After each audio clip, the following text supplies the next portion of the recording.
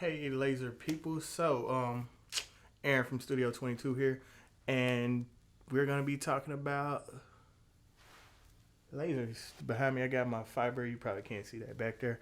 But yeah, we'll be talking about fiber lasers, CO2 lasers, tips and tricks, lenses, the whole nine. Pretty much, so let's get to it. Yeah.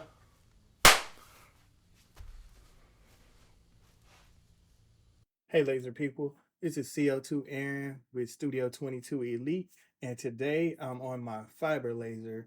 Um, gonna drop a couple of quick tips on how I use my um, two red pointers to focus two separate lenses versus using it to only focus one.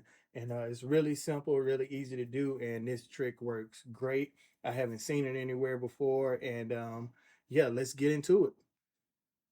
Okay. Starting off, of course, you have on your typical fiber laser, you have three red dots. You got the two that are meant for focusing, and then you have the one that comes down through the lens, which is the one you can see here. And I currently have it out of focus for demonstration purposes. And what I'm going to do is I'm going to go ahead and turn on the other two. And as you can see, those have a greater focal range where they stay in focus than the red dot that comes down through the lens. And that's because the optics of the lens are what focuses that red dot and, of course, focuses your fiber beam. So, the way I came up with this was basically instead of using the two dots to combine those into one focal point and making it focus for one lens, I took each one of those and I focused it on separate lenses to the beam that comes down through your lens. And what that allows you to do is use two separate lenses to rapidly focus and get repeatable focus really easily, because you could definitely use just the one that comes down through the lens to know when your beam is in focus.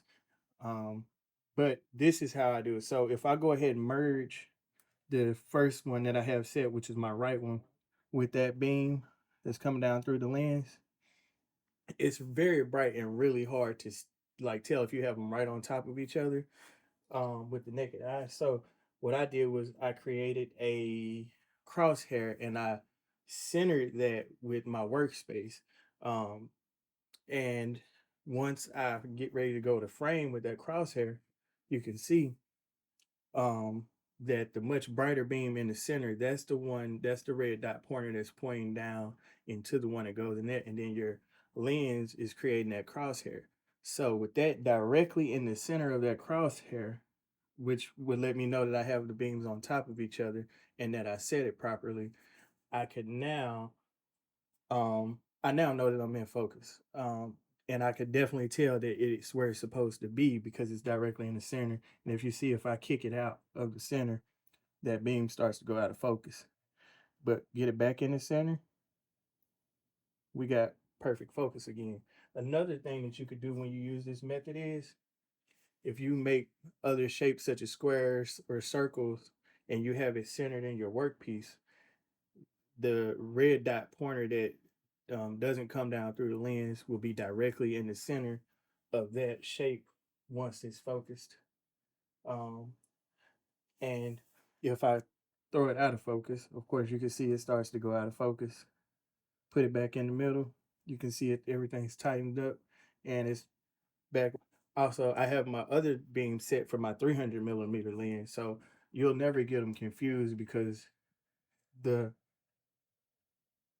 Galvo red dot won't be in focus if you center the other one. It'll only clear up if I have that 300 millimeter lens on.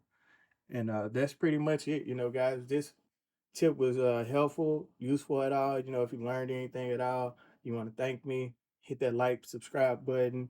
Leave a comment. Let me know if you got any questions.